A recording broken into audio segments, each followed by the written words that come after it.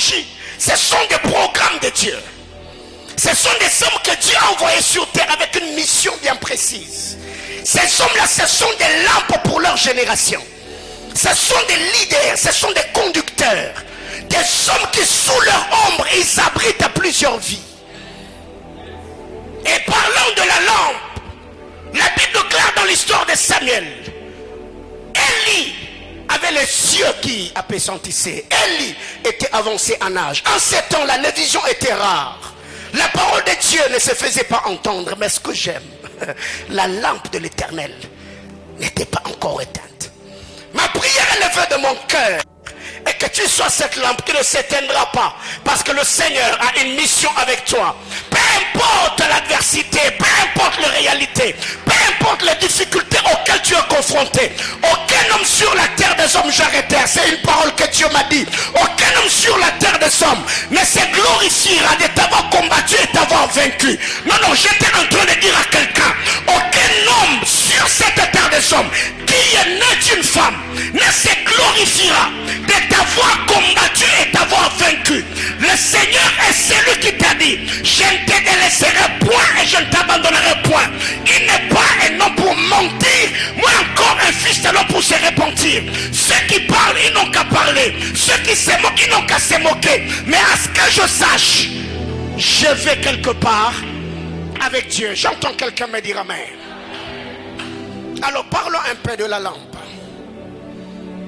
Donc Israël a marché beaucoup de temps dans le ténèbre par manque de la lampe. La lampe représente la parole de Dieu. Je suis dans Psaume chapitre 119, le verset 105. Ta parole est une lampe à mes pieds. Et ça le rend compte qu'Israël pendant tous ces temps, il a marché en tâtonnant, dans la confusion et dans beaucoup d'autres choses.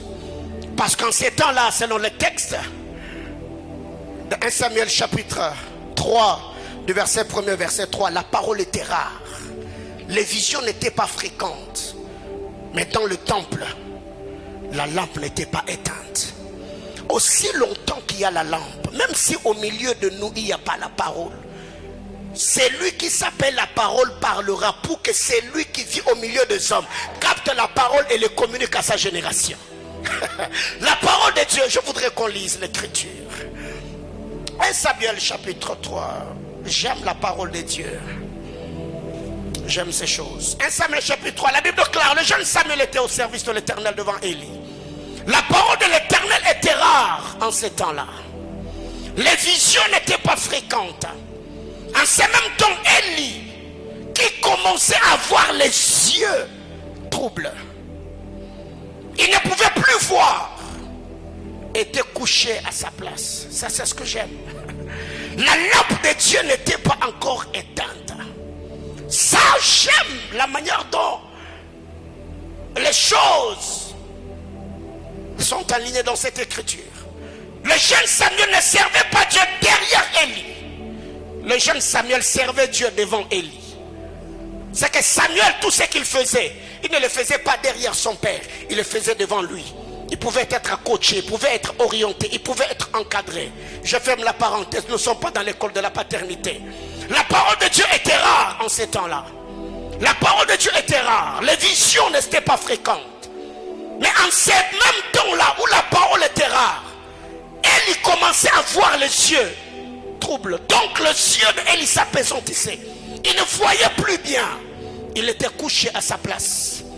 La lampe de Dieu n'était pas encore atteinte. Et Samuel était couché dans le temple de l'Éternel, où était l'arche de l'Éternel.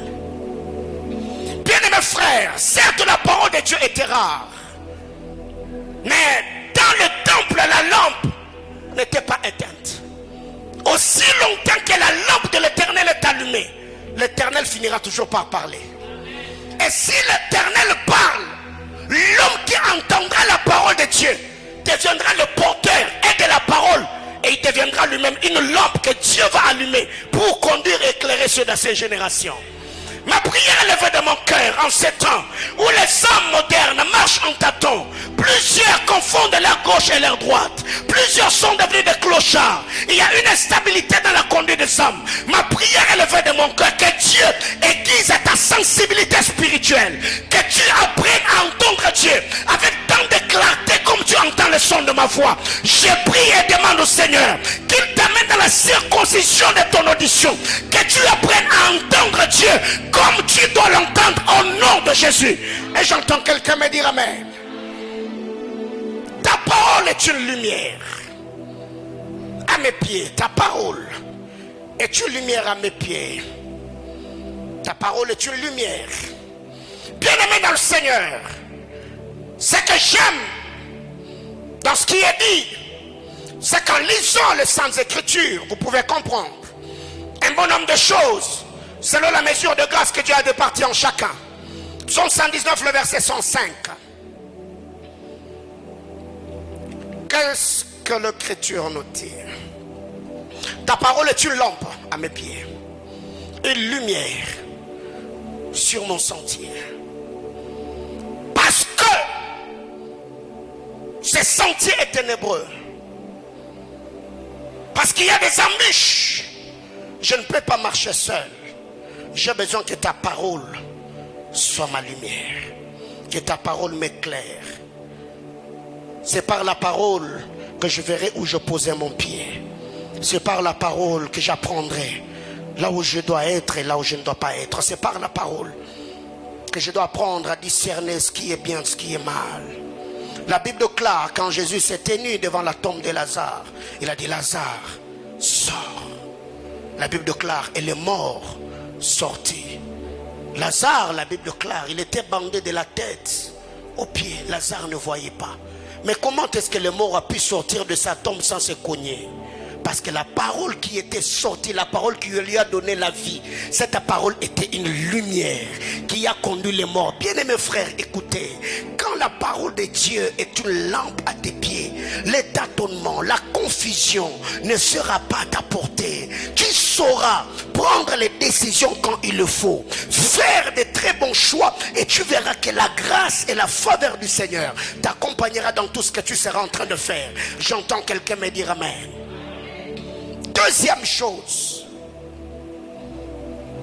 la parole ou la lampe peut représenter un homme. La lampe peut représenter un homme. 2 Samuel chapitre 21, le verset 17. 2 Samuel. La Bible déclare: Abishai, fils de Tserouja, vint au secours de David, frappa les Philistins, les tua. Alors les gens de David jurèrent en lui disant: tu ne sortiras plus avec nous pour combattre, et tu n'éteindras pas la lampe d'Israël. David était une lampe allumée par le Seigneur. David était le roi d'Israël. David était sorti avec son peuple à la guerre. Mais écoutez, c'est lui qui était oint par le Seigneur, avait peur de porter sa main sur un autre oint qu'on a appelé Saül. Mais quand vous lisez la parole de Dieu, la Bible déclare à la guerre, un Philistin, un incirconcis, qui ne connaissait pas Dieu, qui n'avait pas de droit à la promesse d'alliance. La Bible déclare, un Philistin a voulu tuer David. Et ce que j'aime dans cette histoire, c'est qu'Abishai, fils de Tserouja, intervient. Il a tué les Philistins. Et tous les enfants d'Israël s'élèvèrent et dirent à David: tu ne sortiras plus avec nous. Tu n'iras pas en guerre avec nous. Parce que toi, tu es la lampe d'Israël. S'il arrivait que tu mourrais à la guerre, Israël va sombrer dans le ténèbre. Parce que tu es notre lampe. Bien-aimé dans le Seigneur, un homme peut être une lampe pour toute une génération. Est-ce que quelqu'un comprend de quoi je parle? Un homme peut être une lampe allumée par le Seigneur. Dieu a investi dans cet homme le grâce, le talent, les habiletés, l'onction, les paroles de grâce, afin que par lui plusieurs qui marchaient dans le ténèbre voient la lumière. Il y a des hommes qui découvrent leur destinée en s'attachant à d'autres hommes. Il y a des hommes qui entrent dans leur destinée quand ils rencontrent certaines personnes. Ce sont des hommes que j'appelle des hommes providentiels. Quand tu les rencontres, ta vie change. Et si tu es honnête et sincère avec toi-même, tu te diras non. Ma vie avant que je ne rencontre telle et telle autre personne, je n'avais pas telle et telle autre chose. Mais depuis que Dieu a mis cet homme sur mon chemin, il y a beaucoup de choses qui ont changé. Alléluia. Les hommes ou les enfants d'Israël ont dit à David, non, toi tu es pour nous une lampe. Si tu perdais la vie, Israël perdra aussi. Alors que faire? Toi reste te reposer. Nous on ira à la guerre. Bien-aimés frères, c'est quand on atteint cette dimension de compréhension qu'on commence à entretenir notre lampe. On veille sur la lampe. Parce que vous savez qu'aussi longtemps que cet homme est vivant, Dieu continuera à nous faire du bien. Aussi longtemps que cet homme est en alliance, en intimité avec Dieu, nous serons éclairés, nous serons bénis, nous serons illuminés. Mais qu'est-ce qui arrive aujourd'hui? Le problème avec nous les Africains, c'est que dans nos familles africaines, quand Dieu allume une lampe, nous nous engageons nous-mêmes à l'éteindre jusqu'à ce qu'il va finir. Et après, quand cette lampe sera éteinte, nous allons encore nous tenir devant Dieu en train de prier. Seigneur, bénis-nous. Seigneur, visite-nous. Mais non, quand vous regardez sous notre cieux, il y a des hommes, quand ils découvrent que Dieu a investi dans tel homme, eux-mêmes, ils vont se mettre main dans la main. Soutenons-le. Il doit monter. Regardez ce qui se passe avec notre gouvernement. Regardez ce qui se passe au Congo. Nous nous arrangeons pour que X et Y échouent. Mais c'est nous-mêmes qui sommes encore en train de prier. Seigneur, bénis ma famille. Seigneur, bénis ma nation. Mais les hommes lampes que le Seigneur allume dans notre nation, les hommes lampes que Dieu allume dans l'église, nous combattons ces grâces, nous combattons ces dons. Bien-aimé dans le Seigneur, ma prière levée de mon cœur, que tu ne sois pas parmi ceux qui combattent les lampes de l'Éternel pour qu'ils s'éteignent. Même par tes paroles, par tes discours, par tes motivations, même par les choses qui sont enfouies dans ton cœur, que tu ne sois pas cité parmi ceux qui ont combattu le roi ou qui ont blessé leur cœur. Alléluia. David, tu ne sortiras plus avec nous. Parce que toi, tu es la lampe d'Israël. Tu ne vas pas sortir. Tu ne vas pas aller à la guerre. Tu ne t'engageras pas dans telle et telle autre chose. Bien-aimés frères, dans ma vie, j'ai compris ces choses très tôt. Et c'est parmi les choses qui m'ont donné une certaine ascension ministérielle. La loi de l'honneur. Et qu'est-ce qui est dit? Pour comprendre qu'un homme est une lampe. Jean chapitre 5, le verset 35.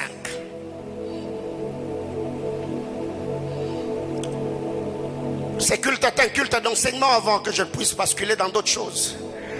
Jean 5, 35, la Bible déclare. Jean était la lampe qui brûle et qui luit.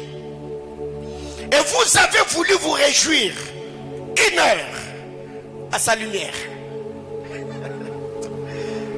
Ah Seigneur.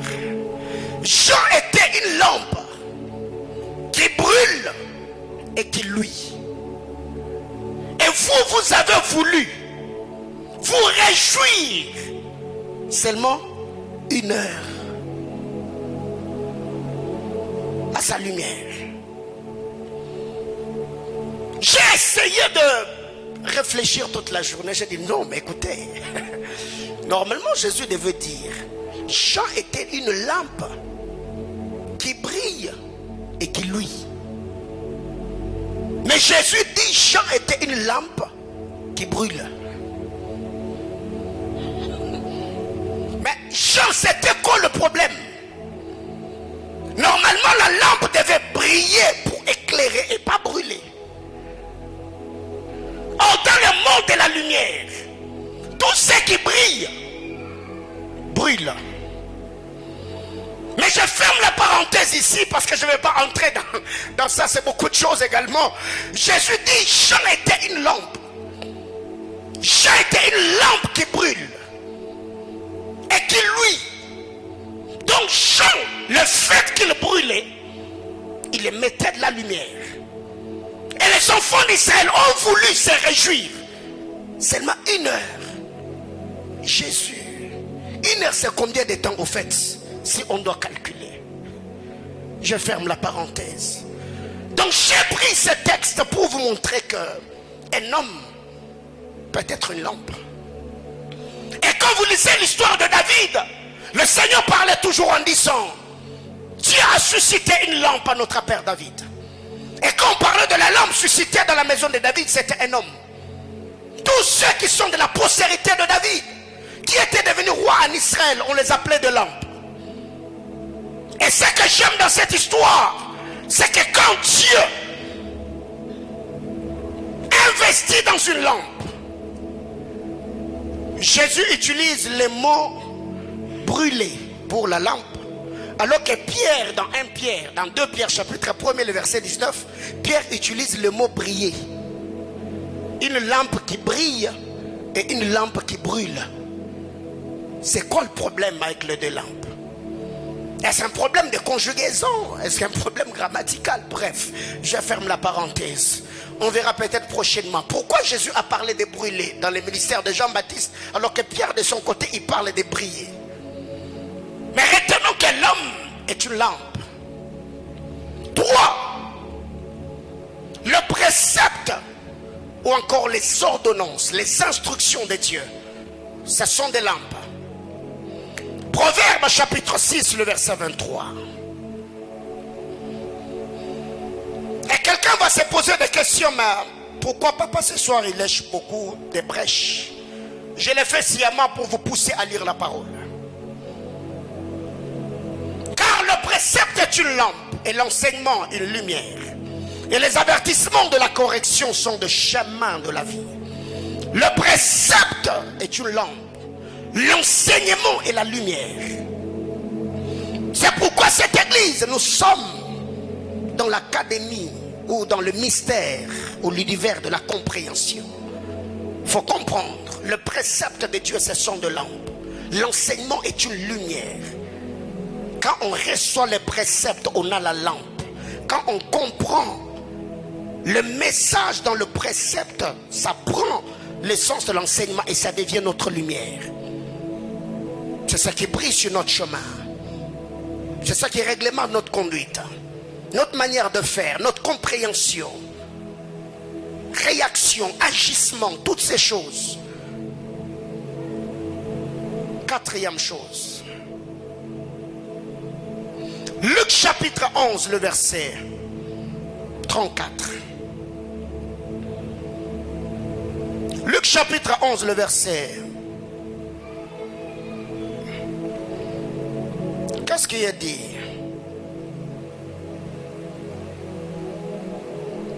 Luc 11, 34, la Bible clare. Ton œil est la lampe de ton corps. Lorsque ton œil est en bon état, tout ton corps est éclairé. Mais lorsque ton œil est en mauvais état, ton corps est dans le ténèbre.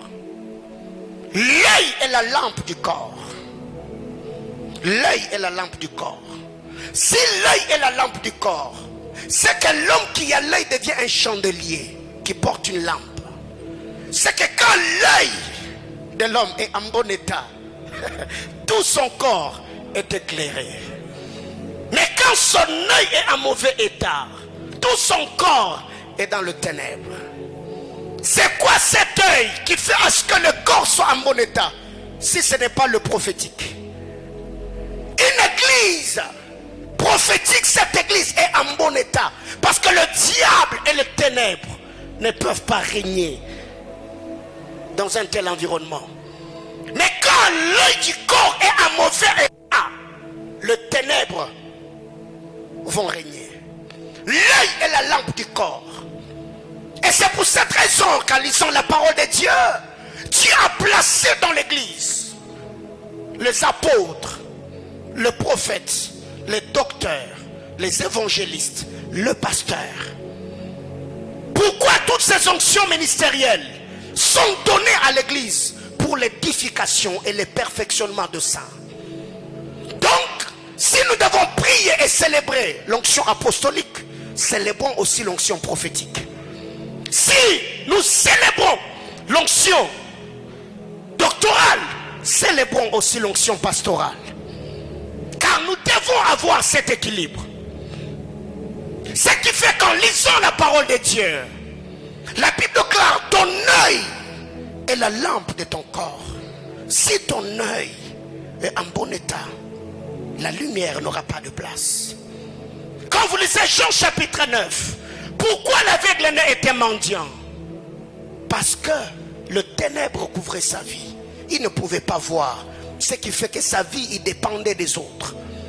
Pourquoi Bartimée, on a beaucoup parlé de lui, il était la star de Paterouillos. Pourquoi Bartimée était mendiant? Pourquoi il était assis à bord du chemin? Parce que le ténèbre envahissait sa vie. Pourquoi? Parce que les yeux n'étaient pas en bon état. Bien-aimés dans le Seigneur, il est grand temps que chacun de nous soit prophétique pour sa vie et pour sa famille. Je ne suis pas en train de dire soyons des prophètes, mais soyons prophétiques. Nous devons comprendre les enjeux de l'heure. Un bon nombre de choses sur le plan spirituel, afin que cela puisse nous permettre d'accomplir la volonté de notre Seigneur Jésus-Christ. Dis à ton voisin que Dieu restaure ton œil. Luc chapitre 15, le verset 8. Et là, je vais parler un moment. Luc chapitre 15, le verset 8. La Bible déclare, il est comme de cette femme qui a perdu la pièce de monnaie qu'on a appelée drachme. Qu'est-ce qui arrive? La Bible déclare. La première des choses que cette femme a fait, c'est allumer la lampe. Après avoir allumé la lampe, cette femme s'est mise à balayer la maison. Pour faire quoi? Pour retrouver la pièce de monnaie.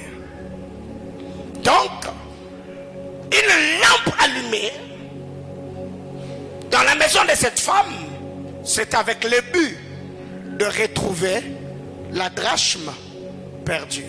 Alléluia. Donc, quand on allume la lampe, on l'allume ou on l'a allumée avec une seule mission: retrouver ce qui était perdu. Qu'est-ce que la Bible déclare? Pourquoi le Fils de l'homme est-il venu? Il est venu pourquoi? Vous connaissez bien l'histoire. Le Fils de l'homme est venu pour chercher ce qui était perdu. Et nous avons dit que la lampe peut représenter un homme. Quand la lampe, qui est cet homme de Jésus-Christ de Nazareth, est venu, la lampe a été allumée pour chercher ce qui était perdu. Et qu'est-ce qui était perdu si ce n'est pas Adam et sa postérité? Il a fallu que la lampe soit allumée pour que l'homme qui était la lampe permette à ce que le Créateur récupère ce qu'il avait perdu. C'est pour cette raison, en lisant Actes des Apôtres chapitre 2, la Bible me montre une pièce remplie de 120 chandeliers sur lesquels il n'y avait pas de lampe.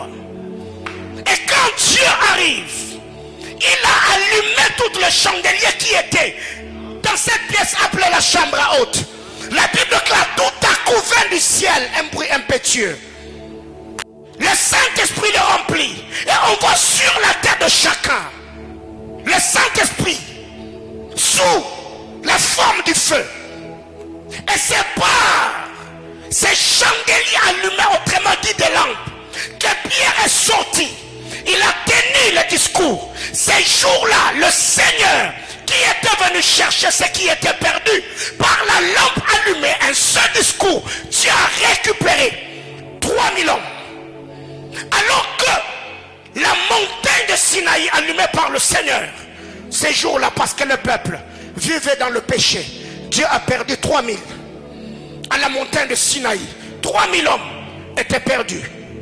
Mais quand le Seigneur arrive à la chambre haute, il allume les hommes qu'on a appelés disciples ou apôtres. Le Seigneur a récupéré les 3000 perdus au temps de Moïse. C'est qu'en lisant la parole de Dieu, vous allez vous rendre compte, cette femme a allumé sa lampe. Elle s'est mise à chercher, récupérer. Mais il y a un détail que j'aime. La Bible déclare la lampe allumée devait être allumée du soir au matin. Quand on allume la lampe, je suis dans le tabernacle de Moïse. La lampe devait être allumée du soir au matin. Et je me suis posé la question, pourquoi la lampe n'a pas été allumée du matin au soir? Pourquoi la lampe commence à être allumée le soir jusqu'au matin? Que quelqu'un me donne un amen. Alors qu'est-ce qui arrive? Dieu a un programme avec son peuple. Le Seigneur descend, il se révèle, il parle, il oriente, il équipe, il capacite. Exode chapitre 27, le verset 1er, le verset 21. Exode 27, le verset 21, la Bible déclare, dans le temple, la lampe allumée devait être allumée du soir au matin. Alors que vous, quand vous allez dans le jardin d'Éden, les 6 jours de la création, la Bible déclare, il eut un soir, il eut un matin. Ce fut le premier jour. Donc, pour qu'il y ait un jour, il faut qu'il y ait un soir et un matin. Ok. Alors il s'est fait que Dieu, pour récupérer ce qui était perdu, il s'est mis à allumer les lampes. Il s'est mis à allumer les lampes. Il a suscité de rois, il a suscité de prophètes, il a envoyé des juges. Il a envoyé toutes ces personnes avec pour mission de ramener son peuple, d'éclairer son peuple, d'enseigner son peuple, d'instruire son peuple. Mais la Bible déclare que la lampe allumée devait être allumée le soir et le matin. Or, si un homme est une lampe qui brille ou qui brûle, la lampe qui est allumée doit commencer du soir vers le matin. Comment cette lampe peut-il commencer du soir vers le matin? C'est que si un ministre de Dieu est une lampe, il doit commencer à briller du soir vers le matin.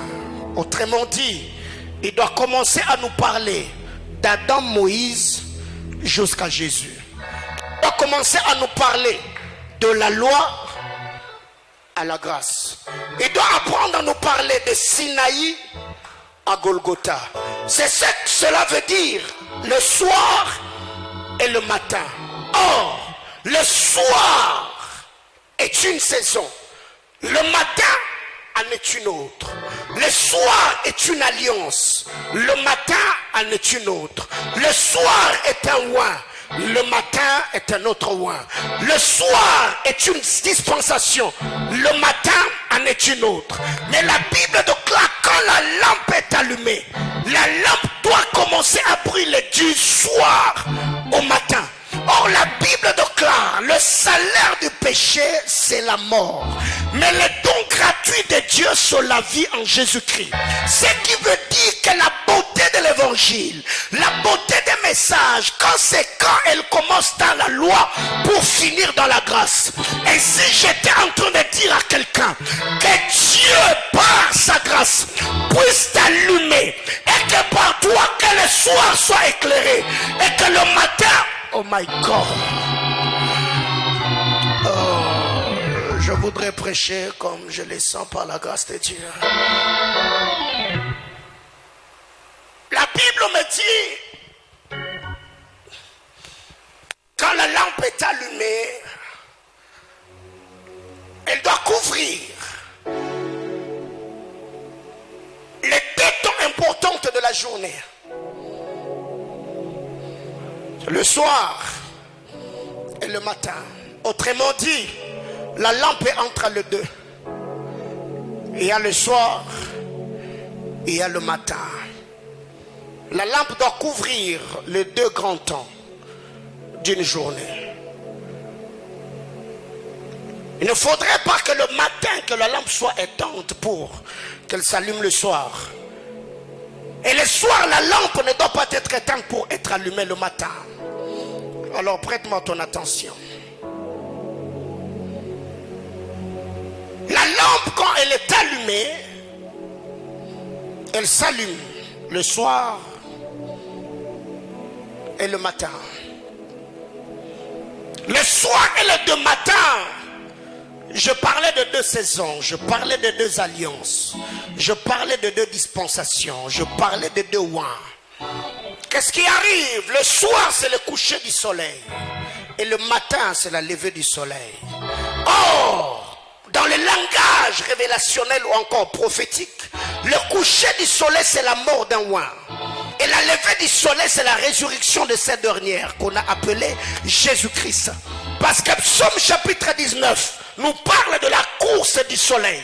La Bible clame comme un soleil qui sort de sa tente. Avec la joie d'un héros s'élançant dans leur carrière. La sortie du soleil, c'est la première venue de ce roi. Christ est Jésus qui est venu pour nous racheter, pour nous sauver, pour nous libérer et nous mettre en communion avec son Père, éternel Dieu des armées. Mais ce que j'aime la Bible claire, la lampe qui est allumée, la lampe doit être allumée, doit briller le matin et le soir. Le soir et le matin. Eh bien, je voulais dire à quelqu'un ce soir, le Dieu de toute grâce marche avec les hommes. Car en lisant la parole de Dieu pendant les jours de la création, du premier au 6e jour, il y avait un soir et un matin. Le seul jour où il n'y avait jamais de soir et de matin, c'est le 7e jour. Car le premier jour, il y avait un soir, il y avait un matin. Parce que Dieu était en train de créer. Quand le Seigneur a sanctifié le 7e jour et s'est reposant, la Bible ne dit jamais qu'il y avait un soir, il y avait un matin.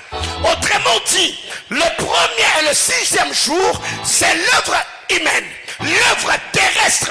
Le 7e jour représente l'éternité. Il n'y a pas de matin, il n'y a pas de soir. Autrement dit,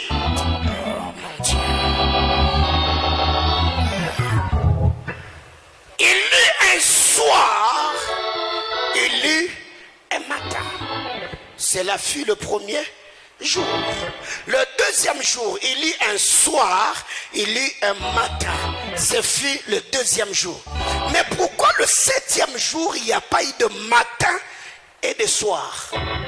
Parce que là, l'Éternel entre dans le repos. Quand Dieu se repose, il n'y a pas de matin et il n'y a pas de soir. C'est pour cette raison que la Bible déclare dans le livre d'Apocalypse que dans la nouvelle Jérusalem céleste, il n'y aura pas de soleil. Parce que c'est le soleil qui définit le matin et le soir. Jésus-Christ lui-même sera la lumière qui va éclairer la nouvelle Jérusalem céleste. Alors ma prière est levée de mon cœur. Si dans ta vie tu es allé de matin au soir, j'ai pris que l'Éternel te fait entrer dans la vraie saison sabbatique. Quand on parle du sabbat, ce n'est pas le sabbat des Juifs. Parce que le sabbat des Juifs est toujours précédé par un autre travail qui doit être fait par les efforts de l'homme. Mais quand on parle du véritable sabbat qui est Jésus-Christ, là nous entrons dans le repos véritable. C'est là que la Bible déclare: les méchants s'élèvent tôt et se couchent tard, mangeant le pain de la douleur. Mais l'Éternel en donne autant à ses bien-aimés quand ils sont sur leur couche. Là ils sont dans le repos de Dieu et c'est le Seigneur qui travaille pour eux. Alors du haut de cet autel, je lève ma main et demande que le Seigneur supprime le soir et le matin de ta vie, qu'il t'introduise dans le véritable sabbat, que tu vives le vrai repos de Dieu. C'est pourquoi la Bible déclare: tout ce que tu trouveras à faire, fais-le, car l'Éternel est avec toi. Avant que Saül ne rencontre Samuel, il y avait un soir, il y avait un matin, parce que c'était les fournissait. Mais quand il a rencontré une lampe, lui-même qui était un chandelier a reçu une huile et il a été allumé. J'étais en train de dire à quelqu'un, ce soir, tu es en train, Seigneur, comme un chandelier manquant le feu. Je prie et demande à Dieu que le Seigneur t'allume, que le don, que la grâce, que le talent et les habiletés reçoivent une touche surnaturelle à telle enseigne que quand tu sortiras en ces lieux, que tu aies la capacité d'accomplir la mission et d'entrer dans la saison. J'entends quelqu'un dire avec moi, ah ma Père, allume-moi. Oh mon Dieu, dis-le à ton voisin que Dieu t'allume. Il eut un soir, il eut un matin. Ce fut le premier jour. Il eut un soir, il eut un matin, deuxième jour. Mais quand on parle du jour de repos, il n'y a pas eu de soir, il n'y a pas eu de matin. Car là où Dieu se repose, dans le repos de Dieu, il n'y a pas de temps. Le Seigneur lui-même, il est le maître des temps et des circonstances. Je demande à Dieu que s'il y avait des lois, des réclamations qui étaient bloquées à tel endroit, que tu ne vives pas l'accomplissement des desseins de Dieu, je lève ma main et je prie du haut de cet autel que le Seigneur t'affranchisse, que tu vives la vraie liberté, que Dieu t'amène dans l'accomplissement de ses desseins au nom puissant de Jésus. J'entends quelqu'un me dire amen. Qu'est-ce qui arrive quand vous lisez la parole de Dieu? Dans l'histoire de Salomon, la Bible déclare Salomon s'est mis à parler sur les arbres. Il a parlé sur les arbres, commençant par le cèdre du Liban jusqu'à l'hysope qui sort de la muraille. Dis à ton voisin l'hysope qui sort de la muraille. On dit lui l'hysope qui sort de la muraille. La question que je me suis posée alors que je lisais la Bible, Salomon, combien d'arbres sont sur terre? Comment expliquer qu'il a commencé à parler des arbres, commençant du cèdre du Liban jusqu'à l'hysope qui sort de la muraille? La semaine de Paterwios, on nous a parlé de la pierre qui criait du milieu de la muraille, selon Habakkuk chapitre 2, le verset 11. Et le bois qui liait la charpente n'était pas resté indifférent. Le bois qui liait la charpente a répondu à la pierre. Mais aujourd'hui, Salomon s'est approché. Il m'a dit non. Il n'y a pas seulement la pierre qui a crié du milieu de la muraille, mais il y a aussi l'hysope qui est sorti de la muraille. Bien-aimé dans le Seigneur, cette écriture, je les prends en deux volets. Salomon, quand il a commencé à parler, il n'a pas seulement mis de l'emphase sur le cèdre du Liban. Le cèdre du Liban, c'est possible qu'on puisse attirer notre attention parce que le cèdre du Liban est majestueux. Le cèdre du Liban est grand. Le cèdre du Liban, c'est le signe de l'autorité, du pouvoir. Mais Salomon ne s'est pas arrêté là. Salomon a aussi parlé de l'hysope qui sort de la muraille. J'étais en train de dire à quelqu'un, peu importe ta petitesse, peu importe tes petits efforts, quand les hommes se mettront à lister, ils ne parleront pas seulement de ceux qui ont ressuscité les morts, ils parleront également de ceux... Il a parlé du cèdre de Liban, mais il a aussi parlé de l'hysope. L'hysope est faible, l'hysope n'a pas la taille, l'hysope peut être emporté par le vent, mais malgré sa faiblesse, la pierre ne l'a pas. Aïe aïe aïe aïe aïe. Je voudrais ce soir déclarer sur la vie de quelqu'un, malgré la grandeur et la taille de tes adversaires, ton nom ne sera pas supprimé sur la liste de ceux qui ont accompli leur mission sur terre. On parlera d'eux, on parlera aussi de nous. Ceux qui ont eu des cités, ceux qui ont construit des universités, ceux qui ont eu de grands temples, ceux qui ont eu des ministères émergents, on parlera d'eux. Mais Manaïm, nous aussi, on est comme l'hysope qui sort de la muraille. On n'a pas de cri, on n'a pas de chemin, mais je suis de ceux qui croient. La muraille ne bloquera pas. Si tu n'as pas de foi pour que le bois qui a lié la charpente t'entende, fraye-toi le chemin et sors. Oh mon Dieu. Salomon a parlé. Il a commencé par le cèdre du Liban. Il est descendu jusqu'à l'hysope. Dis à ton voisin, je suis patient. Même si on a commencé par ceux qui ont le nom qui porte la lettre A, même si mon nom porte la lettre Z, je suis patient, car je sais que la lettre qui porte mon nom est dans les 26 lettres de l'alphabet. Je sais, peu importe le temps que ça prendra, on ne parlera pas de A sans parler de X ou de Y. Je suis patient, je reste à mon poste, je ne suis pas en compétition avec quelqu'un. Parlez du cèdre de Liban, parlez de cet arbre majestueuse, mais moi, je suis l'hysope qui sort de la muraille. Vous finirez pas.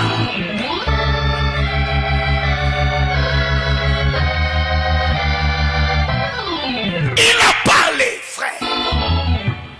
Ce qui est étonnant, c'est de voir les hommes qui s'inquiètent. Moi, ma vie, on ne me reconnaît pas. On n'a pas fait ceci. Non, non, non, non, non. Frère, si tu n'as personne pour te reconnaître, fais-toi reconnaître. Bartimée n'avait personne pour parler de lui. Il a parlé de lui-même. Si tu n'as personne pour te présenter, présente-toi.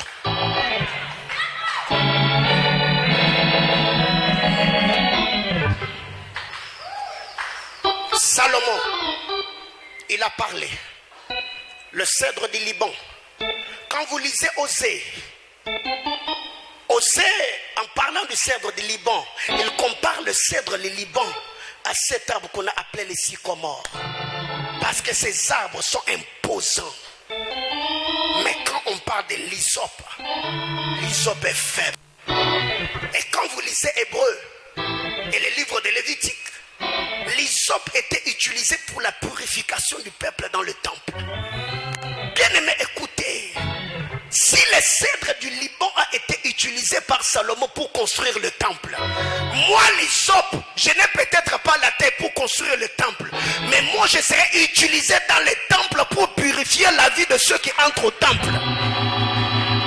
Non, non, j'étais en train de dire à quelqu'un, quand vous lisez l'histoire de Salomon, la maison de Salomon était, on l'appelait la forêt de Liban, ou la forêt de cèdres. Pourquoi? Parce qu'il y avait beaucoup de bois de cèdre que Salomon avait utilisé pour construire sa maison, mais aussi la maison de l'Éternel. Il avait utilisé les cèdres du Liban pour construire. Mais si moi, l'hysope, je ne me suis pas vu dans la construction du temple, je me contenterai de me retrouver au moins dans le temple en train de purifier ceux qui entrent. J'entends quelqu'un qui dira à Manaïm, moi je suis ancien, je ne suis pas berger, je n'ai pas un département.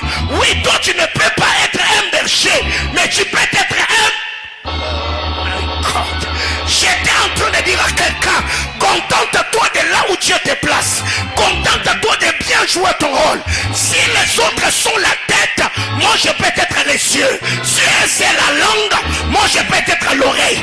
Tous on est membres sur le corps, chacun joue son rôle. J'étais en train de dire à quelqu'un, tu n'es pas moindre.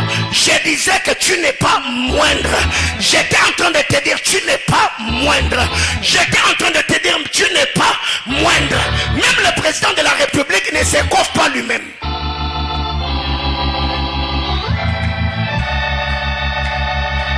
Même le chef de l'État, il a un coiffeur. Autrement dit, cet homme-là ne dirige pas le pays, mais il a accès à la tête du chef de l'État.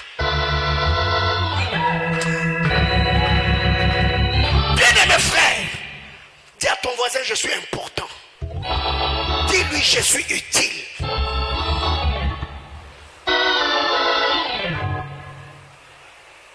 Le cèdre du Liban a embelli le temple de l'Éternel. Mais l'hysope est entré dans le temple pour purifier la vie de ceux qui entraient. Or, la beauté du temple, c'est quand ceux qui sont dans le temple est saint. La beauté du temple, ce n'est pas la manière dont le temple est orné. L'Éternel descend dans le temple, pas parce que le temple est embelli par le cèdre du Liban. L'Éternel descend quand la vie de ceux qui sont au temple lui est agréable. Mais pour que ces gens-là soient purifiés, il y a l'hysope qui est utilisé pour la purification de ceux qui sont au temple. D'ailleurs, je préfère être l'hysope qui sanctifie qu'être le bois qui orne juste le temple.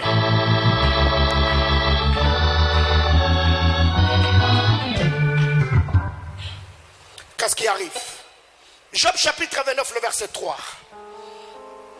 Je chute par là et on va prier. Job.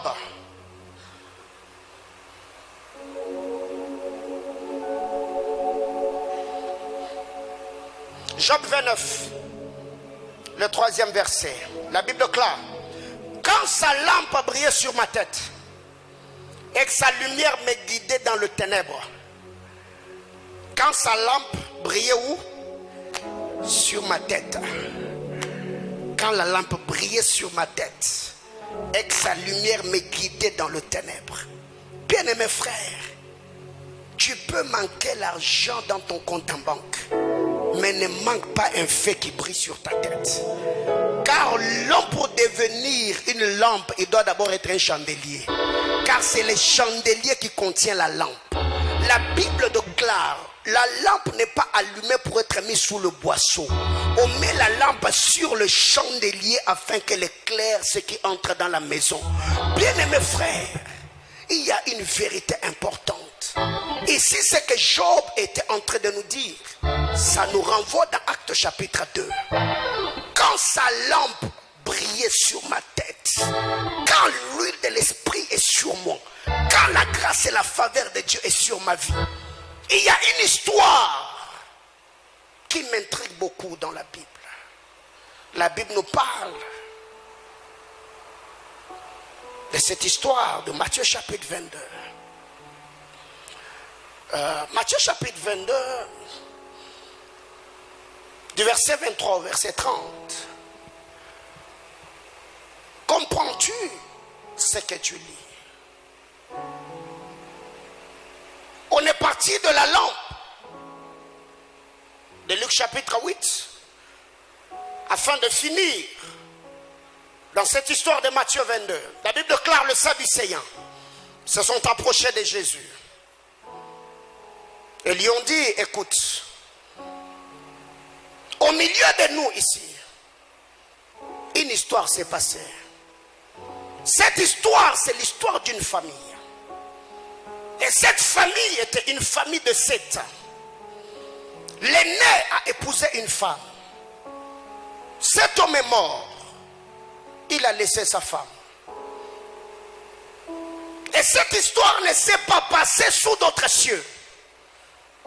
Jésus, l'histoire qu'on te raconte s'est passée au milieu de nous ici. Cet homme est mort. Et Moïse nous a parlé de la loi du Lévira. C'est que quand un homme meurt et laisse une femme qui n'a pas d'enfant, son frère doit hériter la femme. Il s'est fait que le premier homme est décédé. Il a laissé la femme. La question que je me suis posée, les 6 frères qui étaient restés, pourquoi tous étaient restés patients jusqu'à hériter cette femme que leur frère, leur défunt frère avait laissée? Est-ce qu'ils n'avaient pas de moyens d'épouser leur propre femme? Question mark. La Bible déclare: le premier est décédé, il a laissé la femme. Le deuxième a hérité de cette femme. Lui aussi, il est décédé sans laisser des enfants. La deuxième question, c'était quoi le problème dans cette famille? Est-ce la femme qui était stérile ou c'est les hommes qui n'étaient pas à mesure de donner des enfants à cette femme? Je paraphrase pour conclure. La Bible déclare, tous les 7 frères sont morts. Et tous ont connu cette femme. Et ils n'ont pas eu d'enfant avec cette femme. Et la femme elle-même est partie. Et les Sadducéens posent la question à Jésus, à la résurrection de mort. Cette femme-là,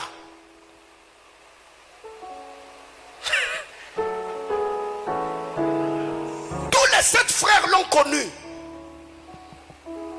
Alors la question que je me pose, comprends tout ce que tu lis. Qu'est-ce qui s'est passé dans cette famille, cher lecteur de la Bible? Et vous allez vous rendre compte que ceux qui ont hérité de cette femme, d'autres étaient moins âgés que la femme. Ok? C'est qu'il y a d'autres maris qui ont pris cette femme dont la femme était plus âgée que ceux qui l'avaient hérité. Parce que c'était la femme de l'aîné, n'est-ce pas? Si moi je suis le 3e, ça sous-entend que la femme elle était plus âgée que l'homme, n'est-ce pas? Mais malgré cela, tous les 7 sont morts. Ils ont connu cette femme. Et moi j'ai posé la question à Jésus. Parle-moi un peu de la famille. Parle-moi un peu de cette femme. Et le Seigneur m'a dit, je n'ai pas de question, de réponse à te donner. Pose la question à Moïse. Je me suis tourné vers Moïse et je lui ai posé la question. C'est toi qui as écrit le Pentateuque. C'est toi le premier prophète d'Israël. C'est par toi qu'Israël est sorti de l'Égypte pour devenir une nation. Et Moïse m'a dit, je suis le premier mari qui a épousé cette femme-là. Avec cette femme, je n'ai pas eu d'enfant. Et j'ai demandé à Moïse, c'est qui la femme? Moïse m'a dit, cette femme-là, ce n'était rien d'autre que la nation d'Israël. J'arrive. Cet homme est l'aîné de la famille. Cet homme est sorti. Il a épousé une femme. Il est parti avec sa femme. Ils n'ont pas fait des enfants. La femme est restée. L'homme est parti. L'un de ses frères est venu. Il a récupéré la femme de son frère. Lui aussi est parti avec cette femme. Alors, le chiffre 7 n'est pas seulement le chiffre de la perfection, mais c'est aussi la globalité. C'est aussi la totalité.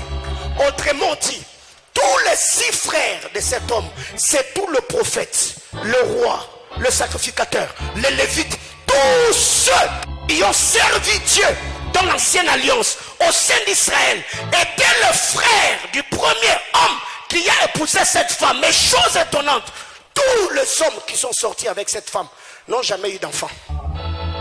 Maintenant la question qu'on pose à Jésus, dites-nous, à la résurrection de mort, la femme appartiendra à qui? Écoutez la réponse de Jésus.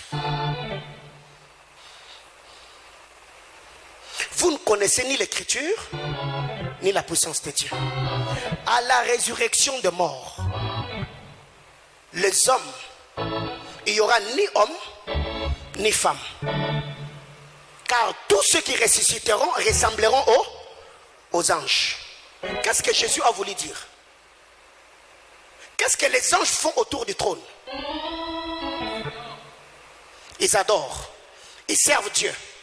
Donc Jésus voulait leur dire, à la résurrection de mort, la femme et les hommes qui l'ont connue, et tous vont ressembler aux anges.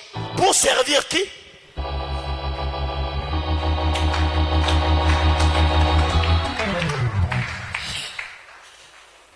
J'ai mis du temps autour de cette histoire, autour de ce parabole.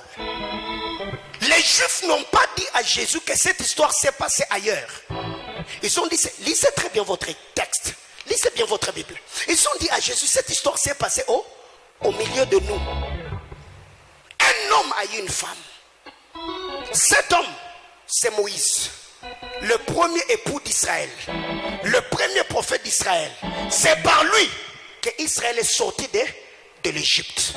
Moïse est allé libérer ses peuples de la maison de Pharaon, de la maison de la servitude. Là où Israël était esclave, Moïse a pris ses peuples, il est sorti avec eux. Chemin faisant, Israël n'a pas eu d'enfants. C'est quoi ici avoir des enfants avec cet homme? Si ce n'est pas recevoir la sémence de l'homme et être à mesure de produire. Or, la Bible déclare que la loi n'a rien amené à la perfection. C'est qu'Israël a reçu la sémence, la parole. L'Israël a reçu la loi. Le problème n'était pas les hommes qui allaient avec cette femme, mais le problème c'était les entrailles de la femme qui étaient incapables d'avoir des enfants. Or, avoir les enfants ici, c'est obéir à la parole afin de produire le fruit digne de la repentance ou encore le bon œuvre dès par la sémence reçue. Moïse est mort, il est parti, il a laissé la femme.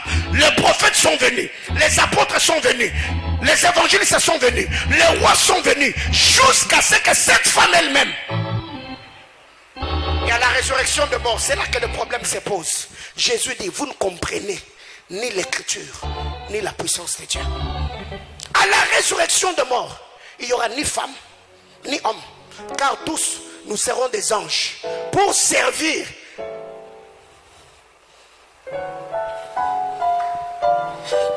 Bien-aimés dans le Seigneur, c'est quoi le fardeau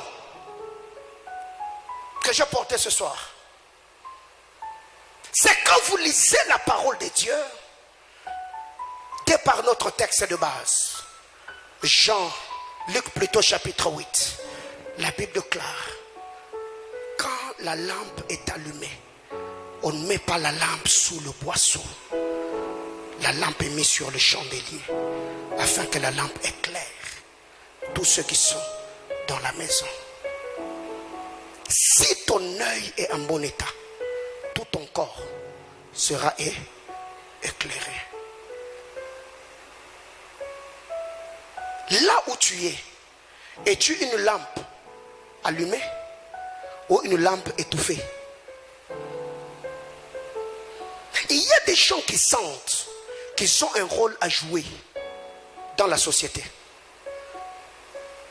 Mais quand vous regardez les talents, le potentiel et les habiletés que vous avez, c'est comme s'il y a une main noire qui étouffe ce que vous êtes censé faire. Il y a comme une ombre. Votre ciel ne vous permet pas d'émerger ou de vous épanouir selon la mission que le Seigneur vous a assignée. Et toute la journée, je m'étais enfermé. J'ai prié le Seigneur et j'ai dit à Dieu que ce soir, que toutes les lampes qui étaient étouffées ou tous les chandeliers qui n'avaient jamais reçu le feu sur eux, que la grâce et la faveur du Seigneur viennent sur ces chandeliers afin que chacun soit à mesure d'accomplir la mission que Dieu lui a assignée. Et il y a tellement de choses à dire autour du texte de Matthieu 22. Tous les prophètes qui sont venus en Israël, ils ont trouvé la nation qui existait. Autrement dit, ils étaient moins âgés que cette femme que leur frère avait laissée. Mais aucun d'entre eux a accompli la mission jusqu'à ce que le Sauveur lui-même, la lampe véritable, quand Christ est venu, c'est lui qui a accompli la mission que les autres n'avaient pas pu accomplir. Et ce soir, je voudrais prier avec quelqu'un. Tu sens qu'en toi, il y a des choses. Mais quand tu regardes les enjeux autour de toi, le climat ou l'atmosphère ne te permet pas de travailler comme il se doit. Tu es conscient qu'il y a comme une main noire. Ta vie est comme en dents de scie. Il y a des moments où tu sens que l'atmosphère t'est favorable. Mais à un autre moment, tu sens que les choses bloquent. Il y a comme le ténèbre qui t'envahit. Nous avons 5 à 10 minutes et on va prier le Seigneur ensemble. Nous avons dit que la lampe peut représenter beaucoup de choses. Ma prière aujourd'hui, j'ai dit à Dieu, si je ne suis pas le cèdre du Liban, mais que Salomon ne m'oublie pas sur la liste. Si je ne suis pas comme ces pierres dans ma cour de rose qui a crié du milieu de la muraille, mais que je devienne au moins l'hysope qui sortira de la muraille. Est-ce que quelqu'un peut ce soir élever la voix et dire à Dieu, Seigneur, je vais être une lampe pour ma famille. Je vais être une lampe pour mon église. Je vais être une lampe pour ma nation. Je vais être une lampe pour ma maison. Je vais être une lampe pour mes amis. Est-ce que quelqu'un peut-il élever la voix et parler à Dieu?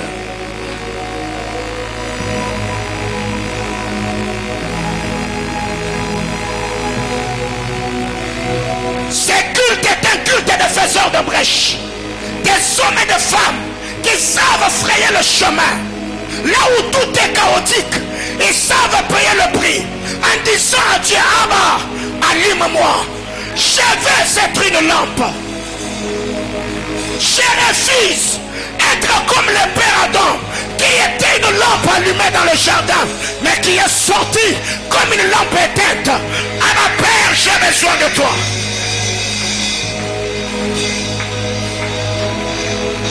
Est-ce que tu peux te sentir libre ce soir? Est-ce que tu peux lever ta voix et parler à Dieu?